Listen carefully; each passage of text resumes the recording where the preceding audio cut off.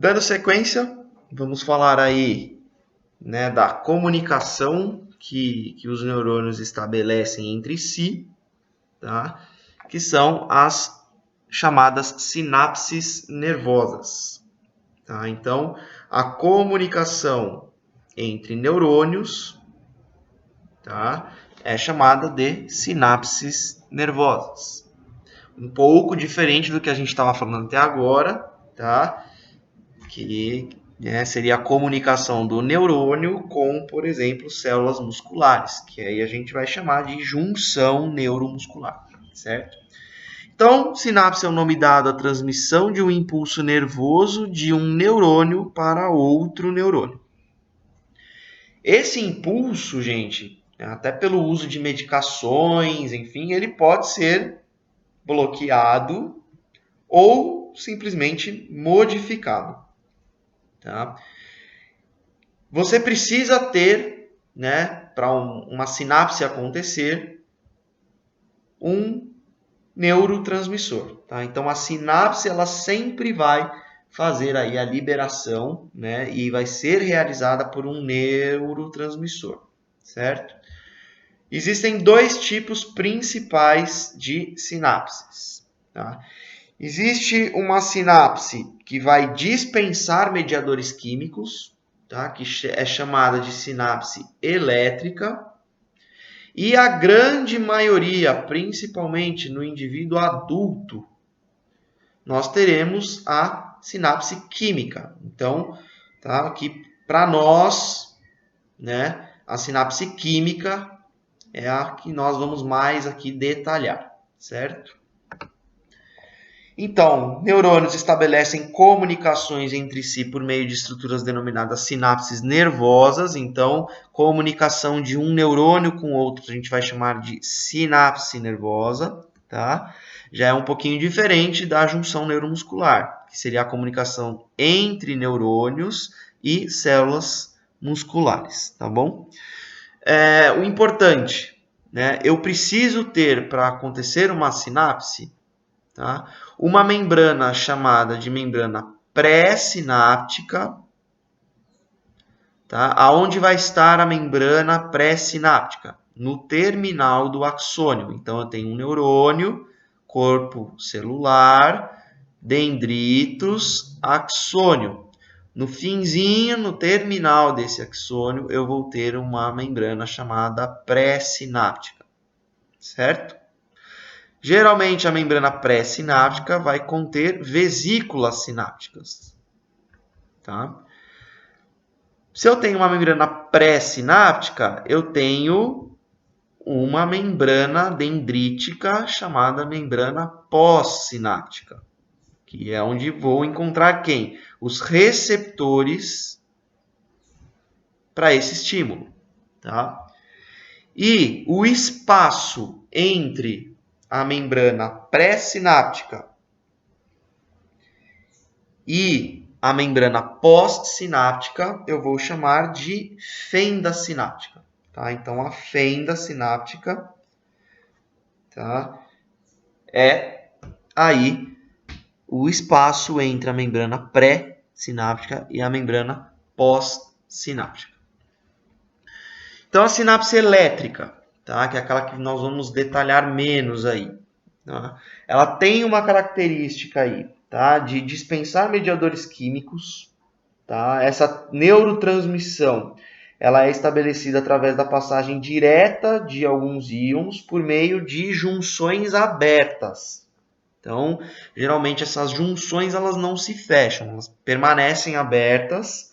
Tá? Nós vamos chamar isso de junções comunicantes. Existe um termo em inglês, tá, chamada gap junctions, certo?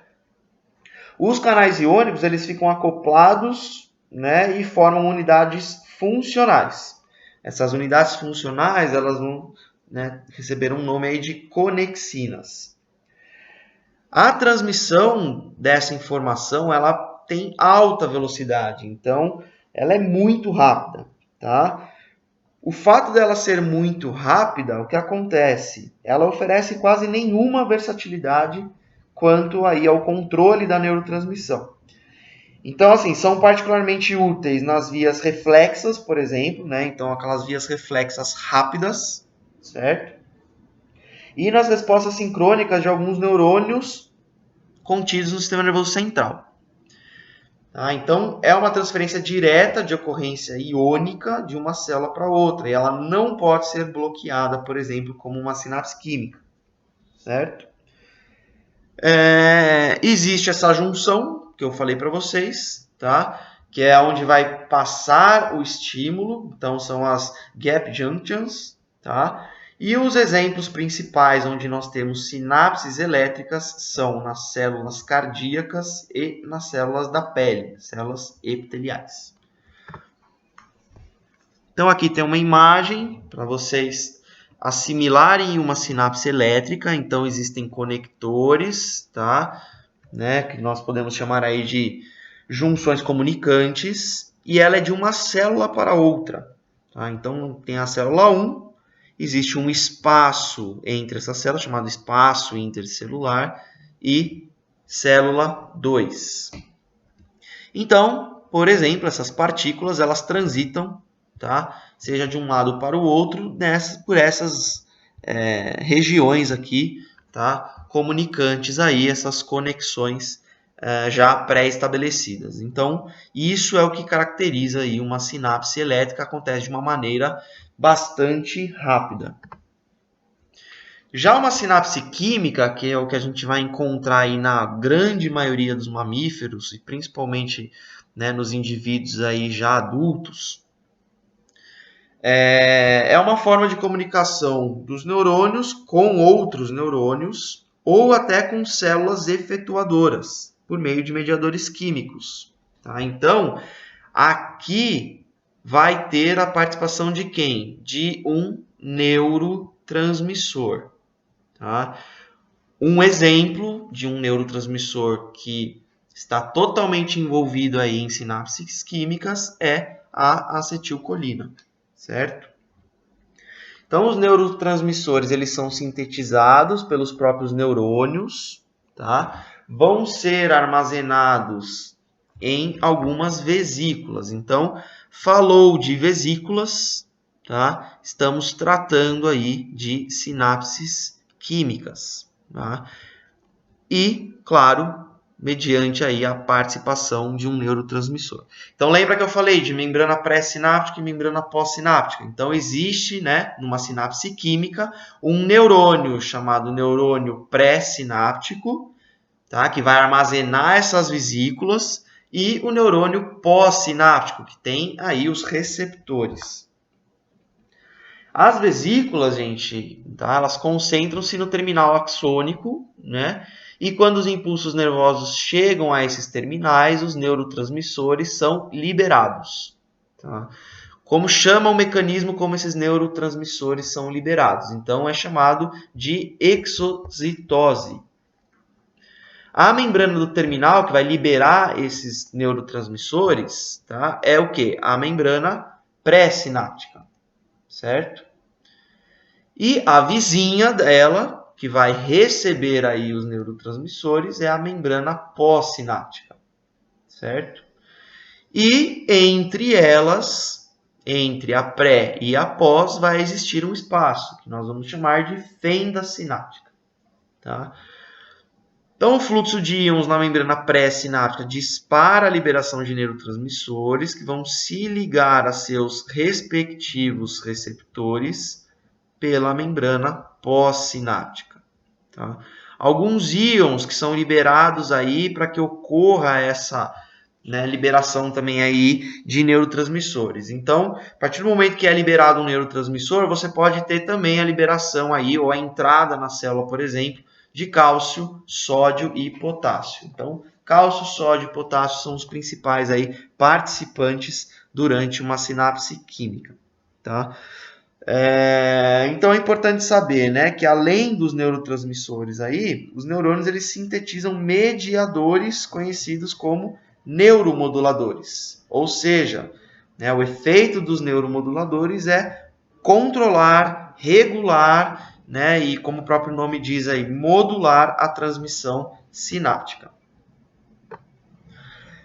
Então, ilustrando para vocês aqui, temos um terminal axônico, que é responsável aí pela formação da membrana pré-sináptica, onde nós temos as vesículas sinápticas que estão armazenando estes neurotransmissores. Temos a membrana que vai receber, tá, esses neurotransmissores, né, formados aí por canais iônicos. Então, esta é a membrana pós-sináptica. E o espaço entre essas duas membranas, pré e pós, é chamado de fenda sináptica. Então, para acontecer aqui uma sinapse química, essas vesículas, em determinado momento, elas sofrem uma abertura e liberam, tá, esses neurotransmissores, então representados aqui por NT. Esses receptores vão receber os neurotransmissores, porém, muitas vezes, como eu falei para vocês, existe a participação de certos íons. Então, por exemplo, determinadas sinapses químicas, para que liberem algum neurotransmissor, precisa que ocorra, né, a entrada de cálcio para essa membrana pré-sináptica, certo? E aí, essas fendas sinápticas aqui, em último momento, elas são fechadas, tá, mediante a entrada de cálcio. Por exemplo, na membrana pós-sináptica, pode ocorrer a entrada de um íon chamado íon sódio. Tá? Então, alguns íons aí participando aí, tá, dessa sinapse química. Então, novamente, se você pegar aqui, ó, tá, um pedaço dessa região aqui desse neurônio, tá, onde nós teremos aí, ó, um terminal axônico, tá? Então, um neurônio chamado pré-sináptico, que contém as vesículas, tá, sinápticas cheias de neurotransmissores. Por algum momento, essas vesículas vão se abrir para ocorrer a liberação desses neurotransmissores, tá? E o neurônio pós-sináptico é quem vai receber, tá, esse estímulo químico. E aí pode ocorrer tanto entrada de cálcio, tá, como entrada ou saída aí também de sódio. Tá? Então, isso daqui é o exemplo mais clássico aí de uma sinapse química. Então, um neurônio está em constante comunicação com outro mediante mecanismos aí de sinapse química. A sinapse química, ela pode despolarizar a membrana pós-sináptica, por exemplo, numa junção neuromuscular. E aí, que tipo de sinapse química ou que tipo de categoria de sinapse química eu vou ter? Então, uma junção neuromuscular, ela vai ser composta por uma sinapse química chamada de excitatória. Por que excitatória? Porque ela está despolarizando a membrana pós-sináptica, certo?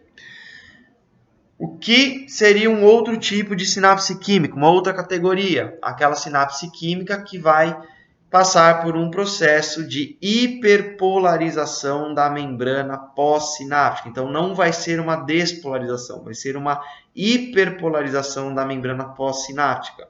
E, geralmente, dois neurotransmissores, tá? O GABA e a glicina, são os que participam dessa sinapse chamada de inibitória. Ou seja, numa sinapse inibitória, não vai ocorrer um potencial de ação. Então, essa membrana pós-sináptica, ela vai permanecer o quê? Sempre despolarizada.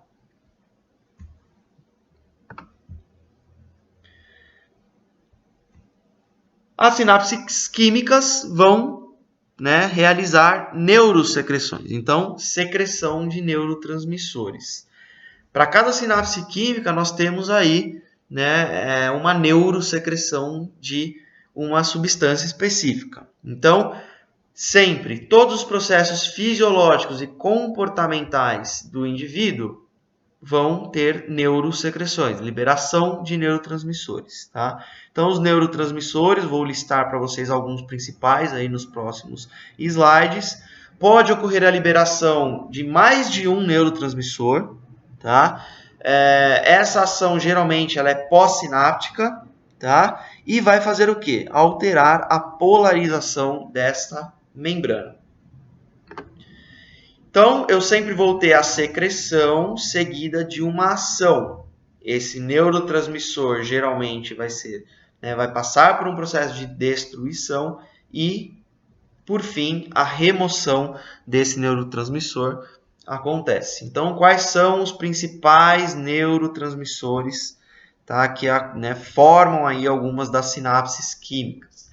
O principal deles, que é o que provavelmente a gente mais vai comentar aqui, é um chamado acetilcolina. Tá? Temos serotonina, tá? GABA, glutamato, aspartato, histamina, por exemplo, tá? A liberação de histamina é extremamente importante aí, que causa muitas condições aí de prurido, tá? Dopamina, tá? Que tem muito a ver aí com o estado de prazer, por exemplo, tá?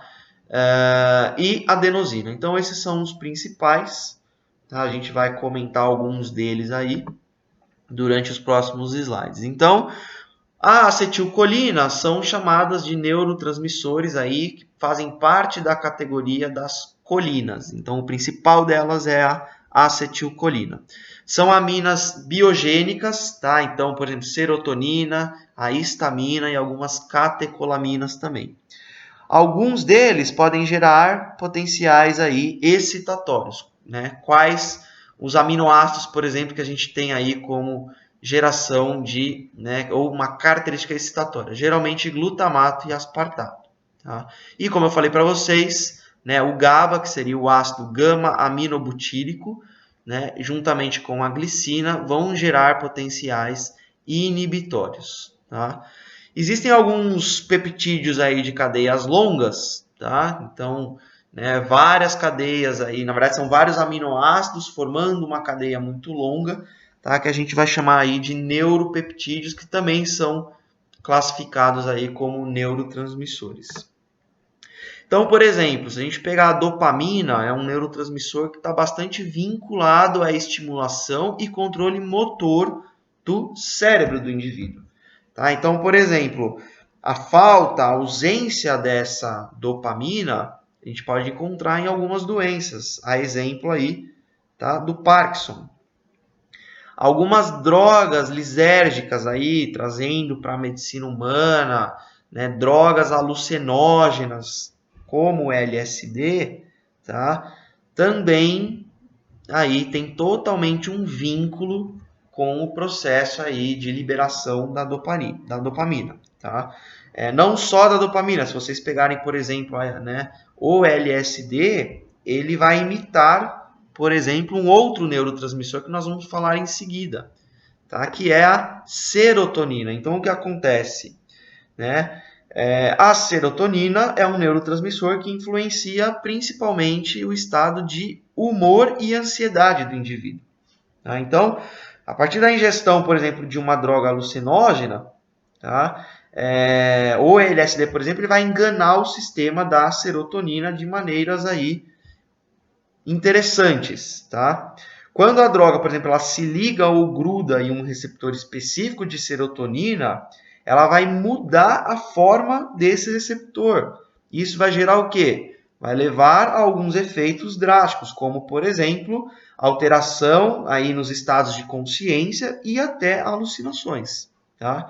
Então, por exemplo, a flexibilidade de consciência ela começa a ser modulada por essa droga, né? Que é feita aí por um meio de receptor. Tá? Então, além disso, toda essa recaptação pode ser alterada. Tá? Agentes antidepressivos, por exemplo, influenciam totalmente na liberação aí dessa serotonina, que está voltada a sensações de humor, ansiedade, prazer, por exemplo, e também totalmente vinculada a um estado de vigília do cérebro. Tá? A acetilcolina, por exemplo, né, está totalmente vinculada aí à memória do indivíduo, ao nível de aprendizagem, nível de capacitação, atenção desse indivíduo.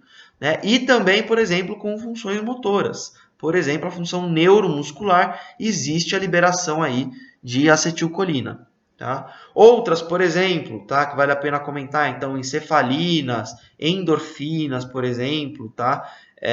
Sensações de bem-estar, então quando você está ali na prática, por exemplo, de atividades esportivas, né? Por que gera uma sensação de bem-estar?